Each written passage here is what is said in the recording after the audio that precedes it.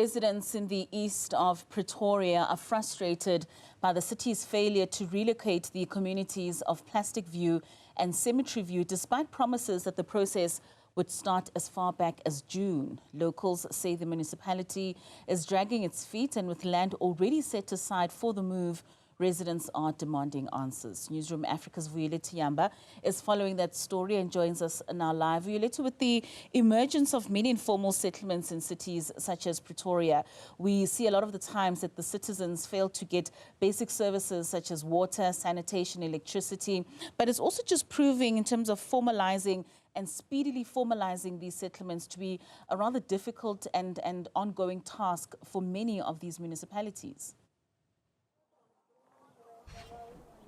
Kedo, exactly how you put it on your intro, the land has been identified already for these people. We are now on the other side. We are at a Cemetery View where some people are living, and we will be talking to Shaun Wilkinson, who is the DA Tshwane spokesperson for housing and human settlements. Thank you so much for your time. Now let's talk about these delays. Land has been identified already. I think the process has been underway for some time now. What's the delay? So this has come back many years. From the time of Salim Simanga and the big fire, the Premier was here. There was the discussion about undocumented foreign nationals. That was the big issue first. Who do we look after? Who do we relocate? Court orders said that you can't relocate without new accommodation being created. Last year with the September fire, Mayor Celia Brink was here. The conversation continued. People were documented, South Africans were documented, and it was earmarked for development just next to us in Pretoria's Park, Extension 40. What has happened since then is that about 300 houses will be subsidized and just over 500 will be rentals available. Now you've got a situation. 20,000 people in Plastic View, maybe a couple of thousand here at Cemetery View. When you start building, the people need to move. Who's moving? The ones you've moved, if we look at the Vuyolwethu dilemma, they moved the 80 or the number of South Africans and left a few behind. Although they had South African documents, there's a little bit of bureaucratic stumbling over there. This has to happen. Understand this. The human dignity is still being impaired. The risk of fire, you were at Plastic View with me. There's always a risk of fire. 2,000 people were displaced. I think somebody lost their lives. We've got to get our act together. We've got to sit around the table because Home Affairs was here, Dr. Leon Schreiber, with hundreds of policemen.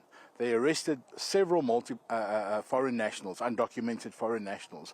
Now you got momentum. Now the city of Tshwane needs to keep that momentum going. I think there's a little bit of disconnect.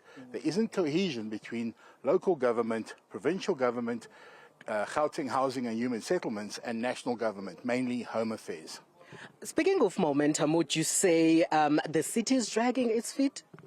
Well, the city's got challenges. Understand, we have 300 of these villages and communities. And so if you start here, you need to almost simultaneously, and there isn't a budget to start simultaneously. So the city does have challenges. There are always delays when you have a lack of funds or a lack of budget, because you've got to absolutely manage your funds correctly.